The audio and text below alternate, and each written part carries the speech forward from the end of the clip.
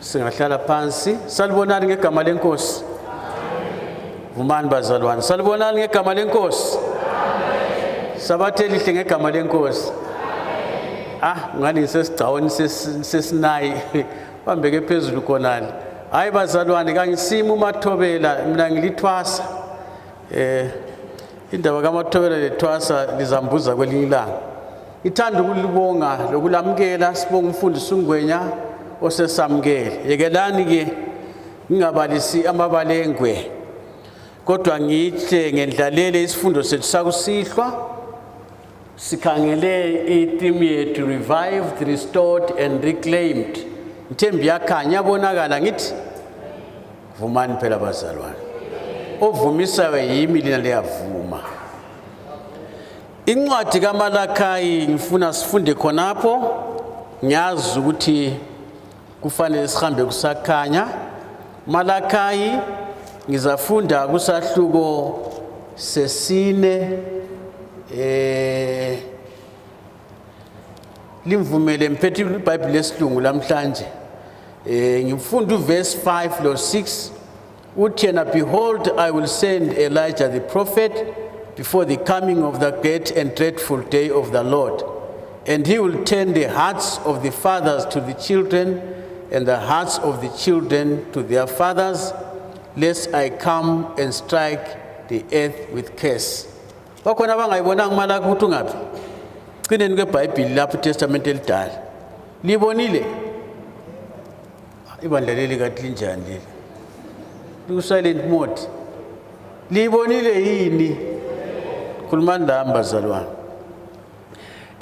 uMalakayi uthi yena usuku lwenkosi lungakafiki kumele kufike uElijah. Ngangila sikhathi ke esaneleyo sokuthi ngingene ngokujula ngendaba kaElijah, kodwa ngamafitshane lizakhumbula uElijah umthishipi ukubana wabizwa ngesikhathi sobunzima sokuhlubuka. Isizwe sakwaIsrayeli sasesihlubukile ikakhulu ngenxa yabantu ababili uAhab loJezebel. Ngizwela umarriage officer wachathisa laba ababili uAhab loJezebel ngoba wenza disaster. Oqamba phaqulene dube kuthiwa oqamba phaqulene. Sizwa ukubana ngalesi sikhathi abantu bayekela ukukhonza uNkulunkulu, bakhonza uBhali, bakhonza izithixo endaweni ubana bakhonze uNkulunkulu ophilayo. Ngithanda ukuthi ngithi kithi njengezimuli ngokwahlukana kwethu isikhathi esiphila kiso kalidingi ukuthi nditolikele ukuthi isikhathi esinjani. Liyakwazi ukuthi kunjani emakhaya lapho esivela khona. Nxa kade ngisiza lapha bengisizwa ophethe uhlelo emsakazweni ephethe indaba ezidakamizwa. Ngakaze mbone ukuthi izidakamizwa zenzani. Ngaze ngehlela ngale kuNgulukudela eBeitbridge umfundisi uNdlovu esaphethe khona ngale lapho engabona khona ukuthi umthakathi wezigodo lo mthakathi umagula angafi ungandwa yini ngumuntu othengisa izidakamizwa. Likhona hlobo zami ezithandekayo ngoba laba abantu sebeqede isizwe, sebeqede abantwana bethu labatsha bethu. Ngikhuluma ngesikhathi lapho ke kudingakala udaba lukaElijah, udaba lwemvuselelo. Elijah ngokwakhe umthishipi wabuya ngesikhathi esinjalo. Siyakwazi ke ubana njobana sengitshilo kwase kulobumnyama obunjalo emhlabeni. Nxa sikhuluma ngodaba lukaElijah, omunye umuntu esimkhumbulayo uJohane uMbhaphathizi. Naye futhi wabizwa ngesikhathi esobunzima lapho abantu basebehlubukela uNkulunkulu. Siyazi ubana uElijah ikhanda lakhe, ngithi uJohane uMbhaphathizi ikhanda lakhe laqunywa. Untombazana sekithile yazi indaba, unina wathi ngifuna ikhanda lika Johane. Ibutho langena lamquma uJohane ikhanda livuza igazi. Untombazana walithwala elisa kunina livuza igazi ikhanda lika Johani. Isikhathi esasidinga imvuselelo yokukholwa. Ngifuna ubana ngifike esikhathini sethu uMalaki akhuluma ngaso sihlobo zami. Lapho kumele njengezimuli sisakaze udaba lwengilosi ezintathu. Udaba lwemvuselelo, udaba lwenguquko ezimulini okumele ubana luthathe indawo. Udade ka White encwadini uProphets and Kings ungaba likhasi lika 177 lo 178 uthi yena history is being repeated. Imbali iyaziphinda. The world today has its Ahabs and its Jezebels.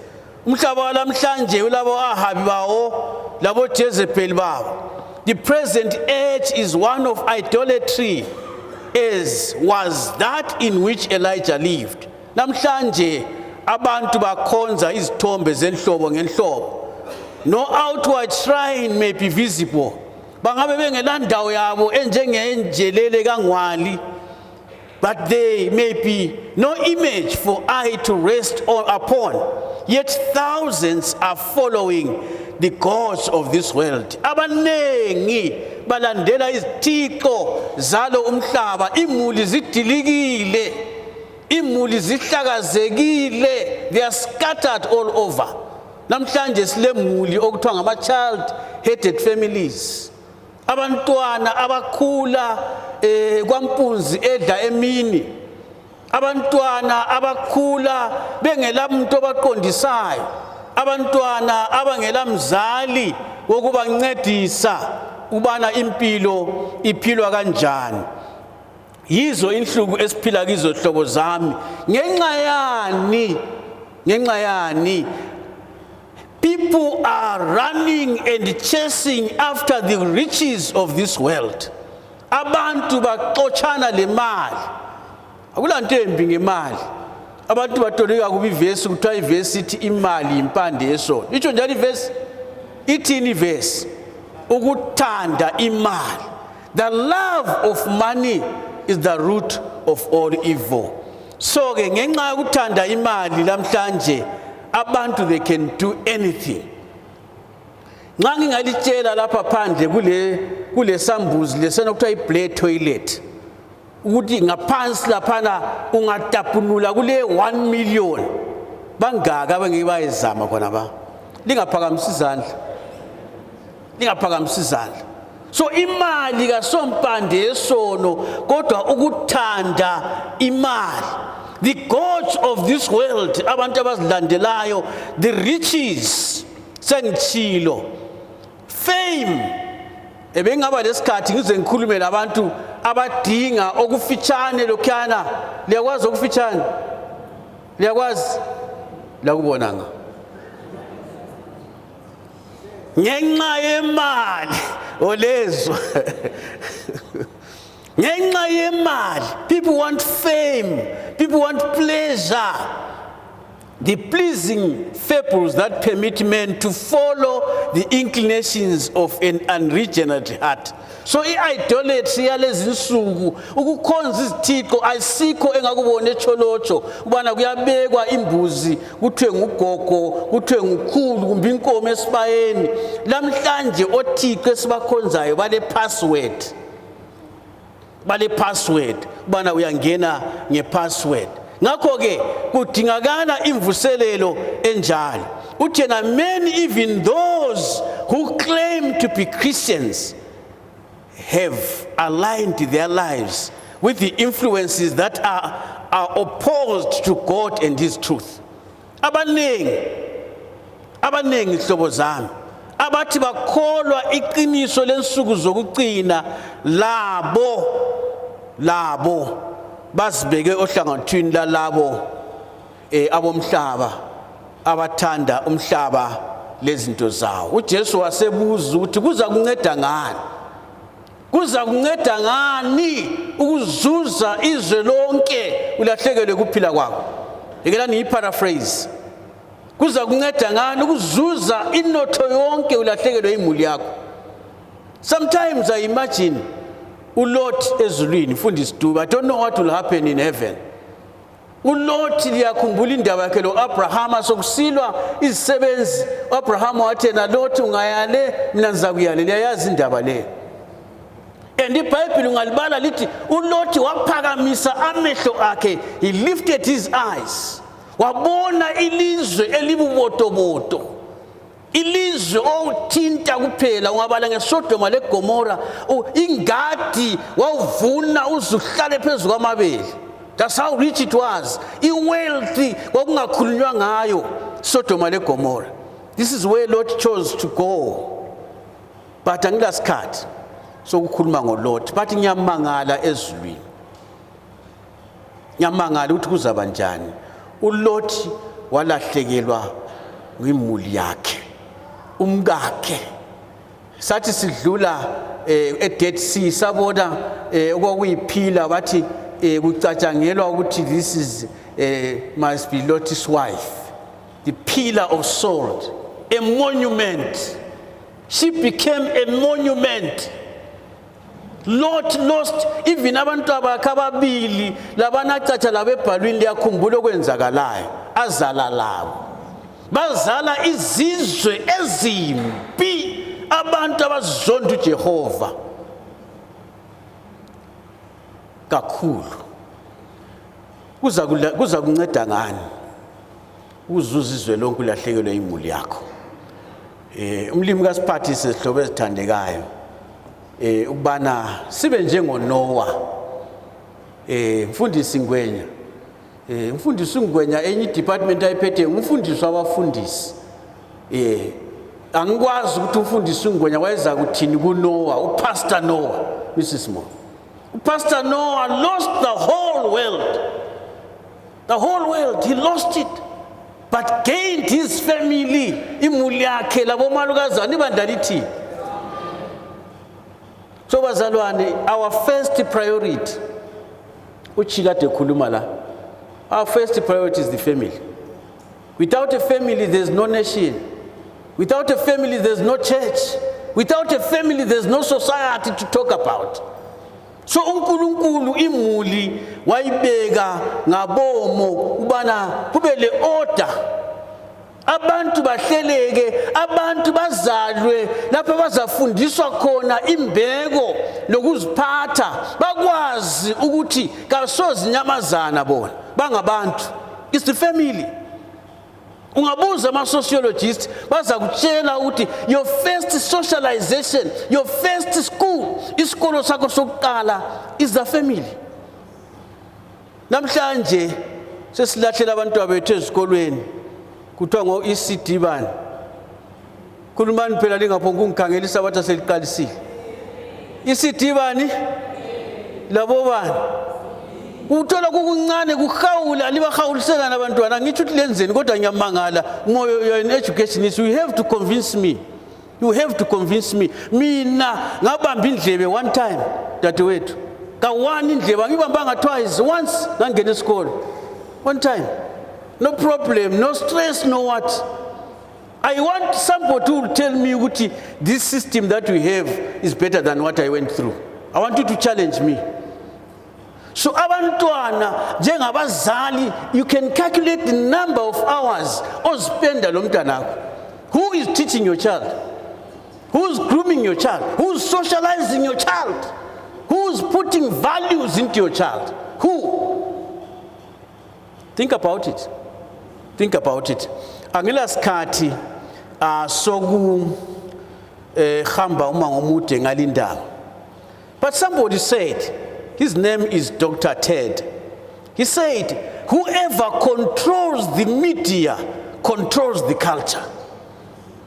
Whoever controls the media controls the culture. Lamhlanje abantu abethu siyamangala. Echolocho lapha enthethe khona ukuvela kwalo Mrs. Mubathi ukugabala lo mfowethu lo. Ngiyakabala. Siyakabala dadewethu ukuthi kuhamba kanjani lento? Kahle kahle kuhamba kanjani?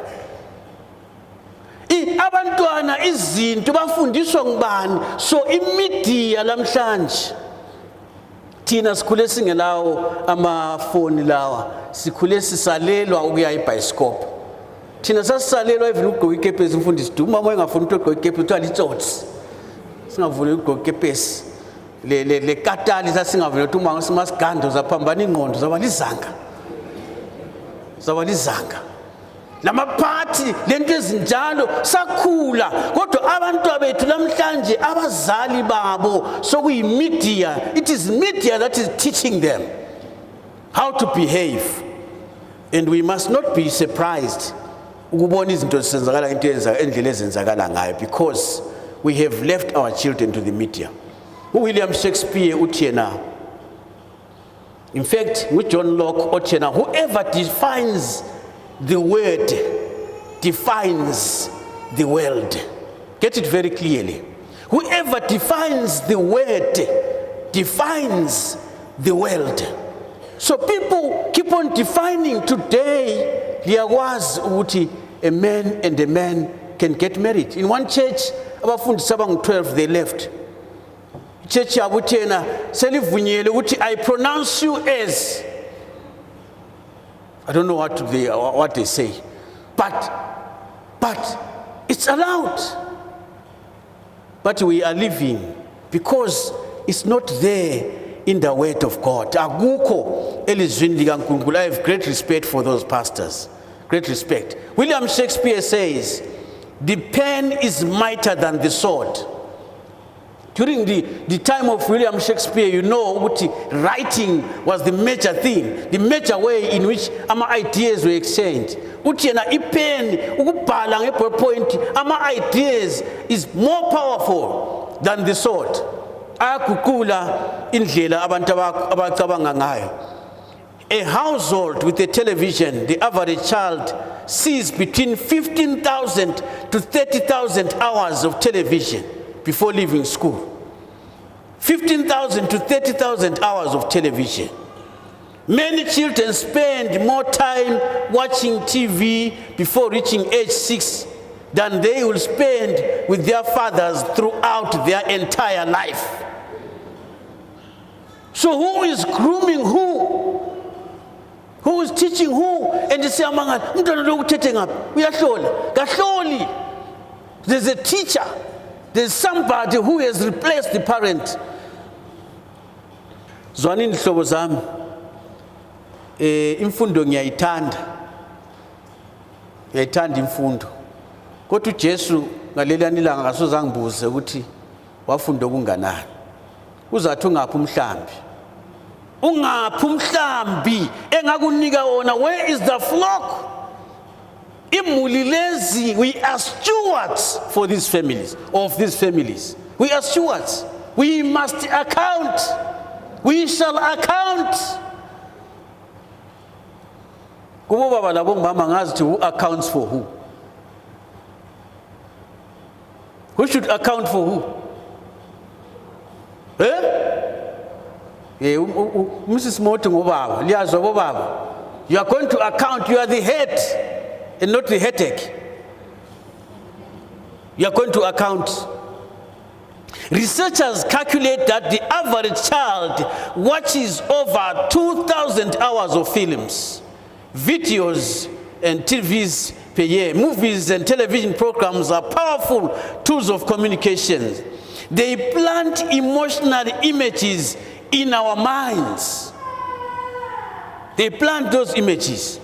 They influence what we buy. Media. They influence our lifestyles. They shape our standards. They direct our hopes and dreams. Media is powerful.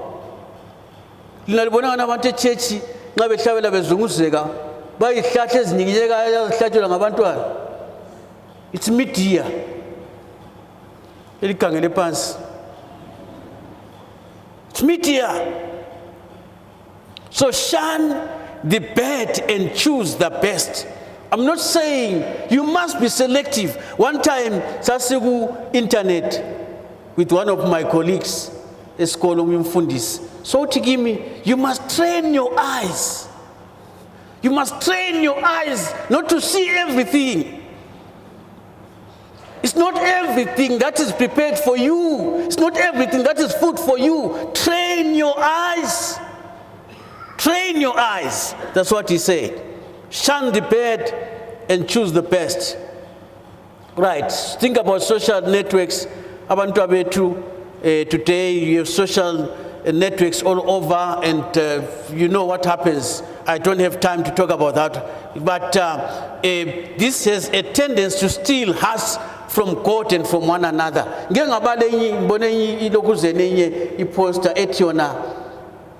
People can be very close. Right. I hope you are with me. So, there's a tendency that now Amakachisla have stolen our hearts from God. If you check how many hours you spend on this and how many hours you spend on your Bible, you just have to be an evaluator for yourself. Be yourself evaluator. How many hours do you spend on this? And then they also steal our time from one another.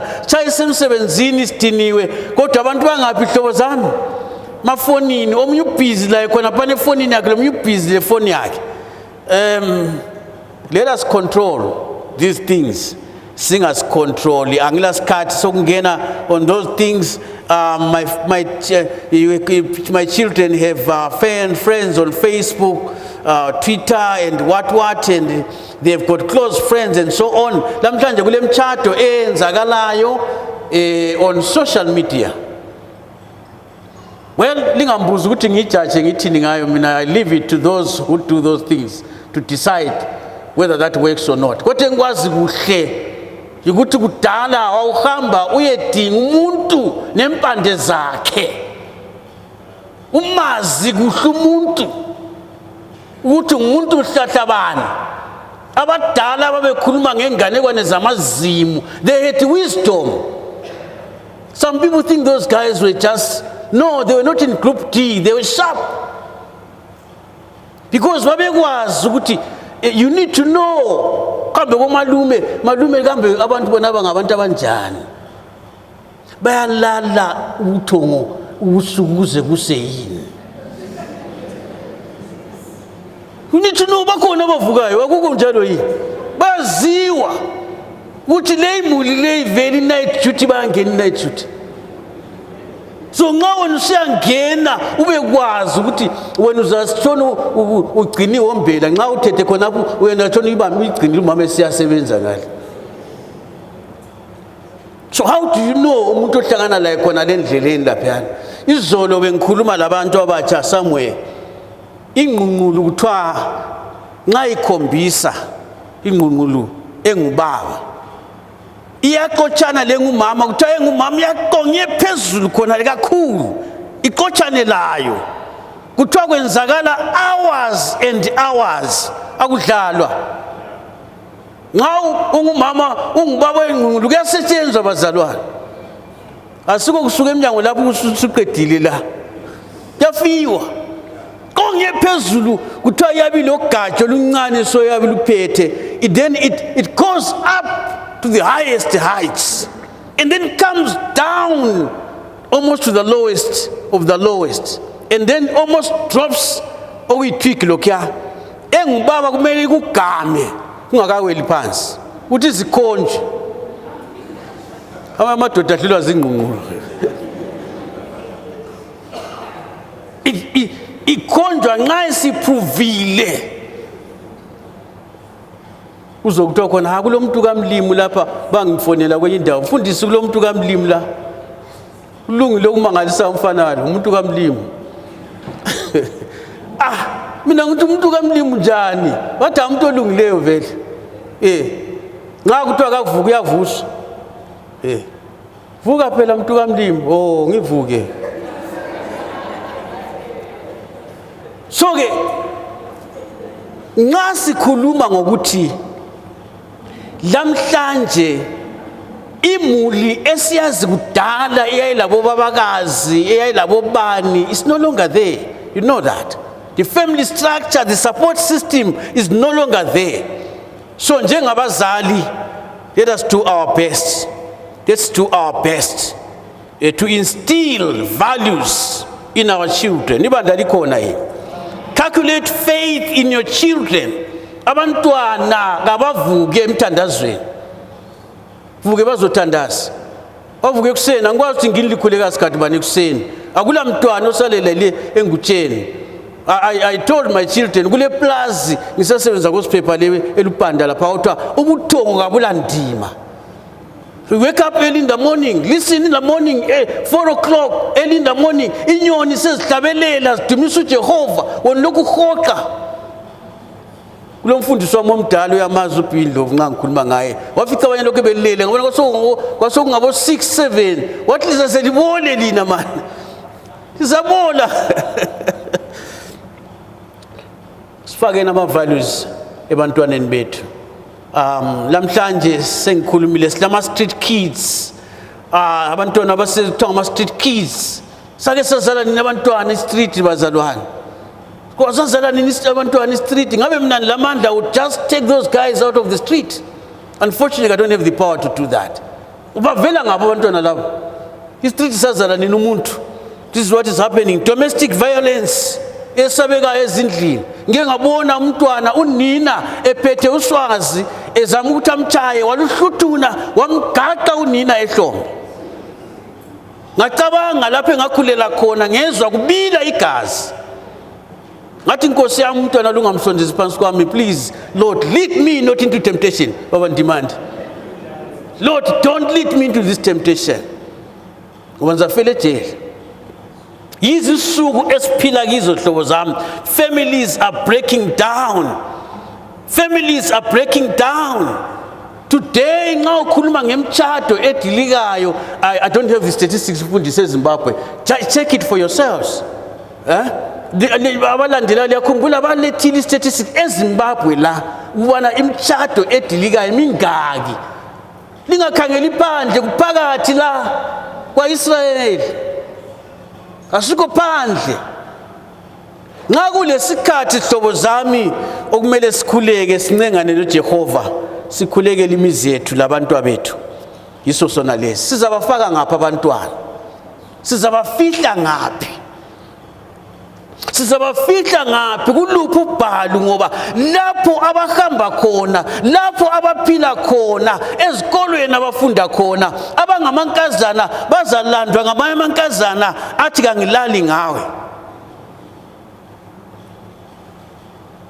Abangabafana balandwe. Great Controversy, page 4508.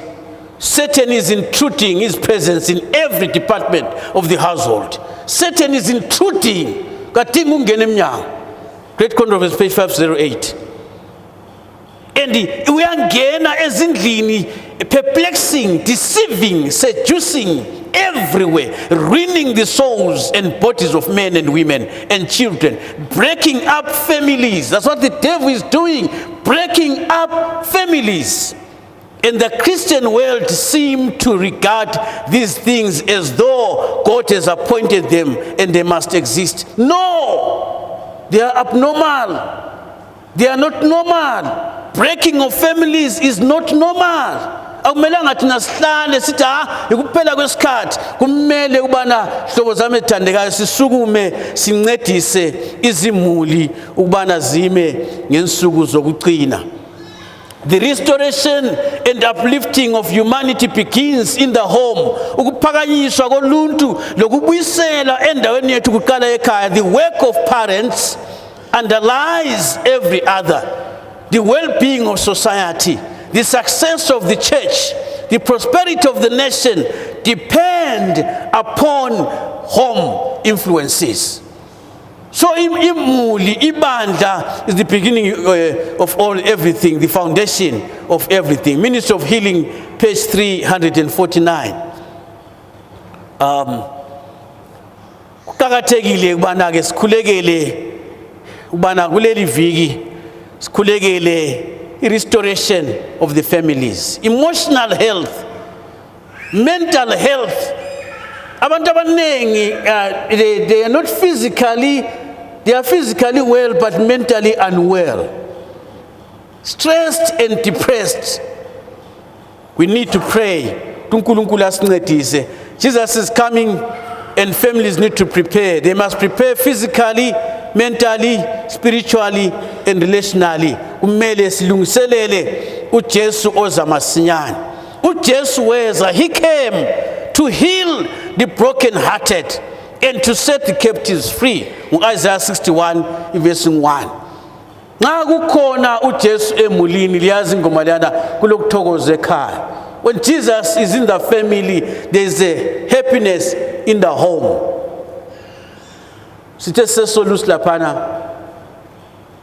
nganxuswa ngabantu siba lethuba lomthandazo. As we were coming out, ngabona iphepha elibhaliweyo. If you have a voice to pray, if you have a voice to pray, God has an ear to hear. If you have a voice to pray, God has an ear to hear your prayers. Nkulunkulu kasincedise hlobo zami ezithandekayo. Ibandla lile program ethi yona back to the altar. Kasibuyele nini sivuselele amalathi ezimuli. Ngiyabahawukela asebekhulile abalabantwana asebekhulile. Lingcono kakhulu. Kuthoze le uhlekele esigcingini. Thina esisakhulisa abantwana siyayidinga imthandazo. Uthi uNkulunkulu kasincedise, kasibuyeleni sivuselele the broken altars. Go and read 1 Kings 18:30-37. What Elijah did. Elijah wenzani to bring back restoration. He repaired the broken altar. Amalathi omthandazo kwezimuli kuyalalwa kungathandazwanga. Vuka ekuseni njengezinyamazana, no time for prayer. Go back and repair the altar, the broken altar. Vusa ilathi eselele. He did according to the word of God. He arranged the wood, walungisa izinkuni, and he believed that God would perform a miracle. And he prayed to God, and his prayer was answered. But before he did that, as he prayed to God, Elijah kuthiwa nxa uNkulunkulu ephendula wathi kakubanjwe abaprofeti bakaBhali verse 40. Lingayekeli lo yedwa ezindlini zethu bakhona abaprofeti bakaBhali asebedilize ilathi lomthandazo. Go and arrest them. Can you imagine? Bayakhumbula abafundisi lapho esafika khona entabeni yeKhameli, umfanekiso kaElijah enyathele umprofeti ngintamo kumikhanda likaMprofeti. Kumikhanda likaMprofeti kaBhali. I think this is cruel. We have to do the cruel work for those Baal prophets to die. Bakhona abaprofeti bakaBhali ezimulini zethu asebenze ilathi lomthandazo ladilika kulo leli iviki hlobo zami. Ngiyakuncenga ngizincenga lami kababanjwe ngegama lenkosi and destroy the prophets of Baal. You have to kill them. They have to die. Abaprofeti bakaBhali abathatha indawo kaNkulunkulu. Otherwise there will be no revival. No revival. Kasoze kube khona imvuselelo ngaphandle abaprofeti bakaBhali bafe. Utateka White, early writings page 71. Uthi I saw that none could share in the refreshing. Ekhuluma ngemvula yokucina unless they obtain the victory over every besetment. Mele sinqobe konke okusibisela emuva. Overcome our pride. Overcome our selfishness and our love for the world. Ukuthanda kwethu umhlaba, those must be destroyed. Hlobo zami uNkulunkulu engakalethi imvuselelo. Over every wrong word and action, we must overcome. We must overcome. If we don't overcome, we cannot go and sit with Christ in heaven. Impossible. Because he overcame. Yena wanqoba wayahlala ngosokunene sika Baba. Lathi kumele sinqobe siphiwe amagama amatsha. Namhlanje ntambama hlobo zami ezithandekayo, nxa sihlangabeza amahola ayingcwele ngiyanxusa ukubana inkosi kayisiphathise ukubana sikhulekele imvuselelo sibe yithi esifuqa imvuselelo ingoma ithi yona thuma imvuselelo kayiqalise kimi thuma imvuselelo kayiqalise kimi ngifuna ukulitshela ukuthi God is ready. Incwadi kaJoel 2 verse 28 lo 29 is about to be fulfilled. I have never seen this church praying as it is doing now. I've never. Bakhona abanye ababukeleyo izinto zisenzakala. Kule bhuku elalise ABC elithwalwa elalisithi lona I like the title mfundisi Ngwenya. I never read it. Kodwa ngandithanda ititle yakhona. Lelisithi lona many few are called COLD and many are frozen. Did you get that? You tell me, few are called COLD and many are what? They are frozen. Let me tell you one thing. Sisakhula Fundisi Bhindlovu kule verse sasithona sikhulunyiswa singabantwana. You know, in those days, and I want to encourage you, please let's go back to those things. Abantwana ba recite ama verse. Those abantwana abancane, just teach them the verses. More than amateam ebhora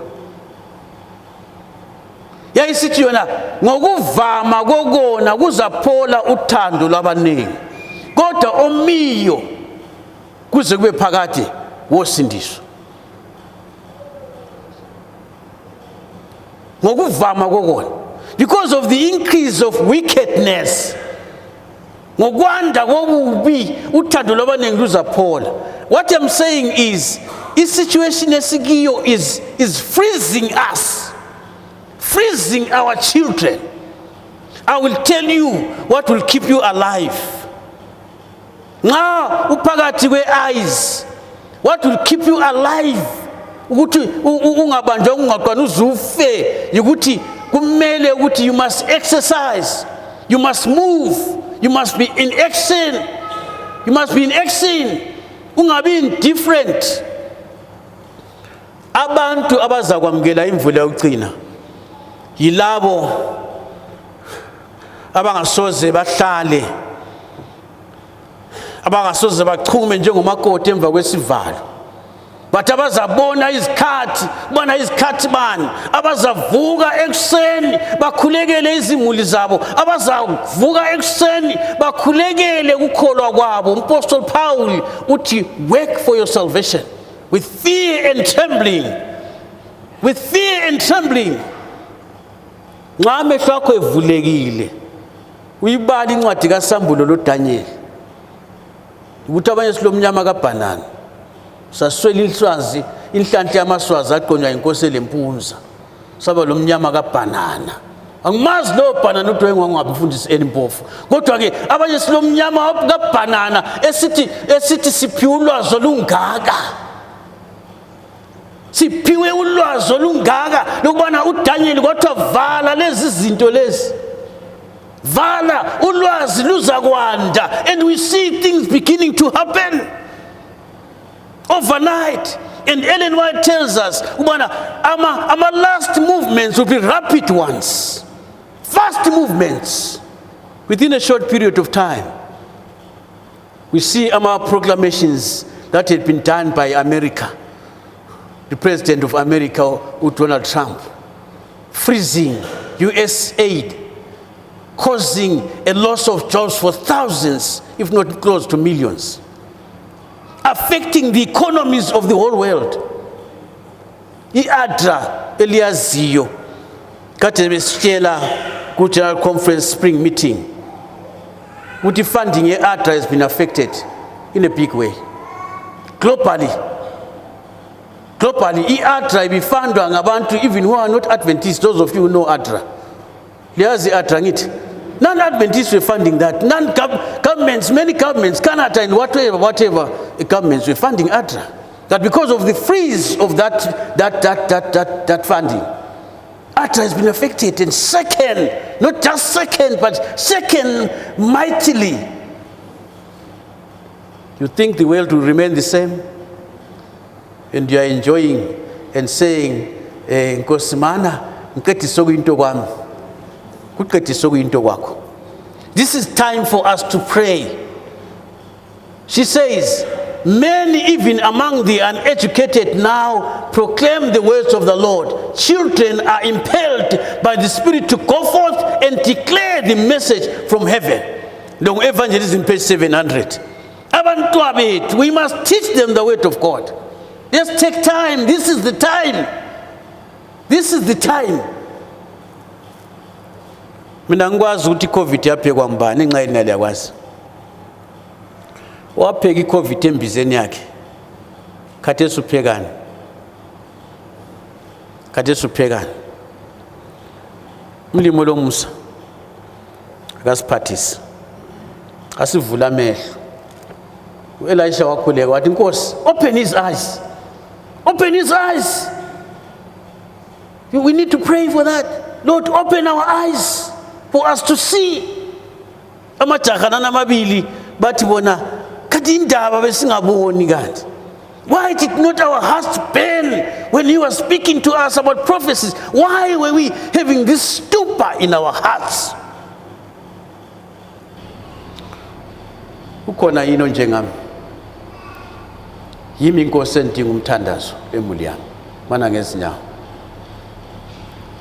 Nkosi segoba nini o fikile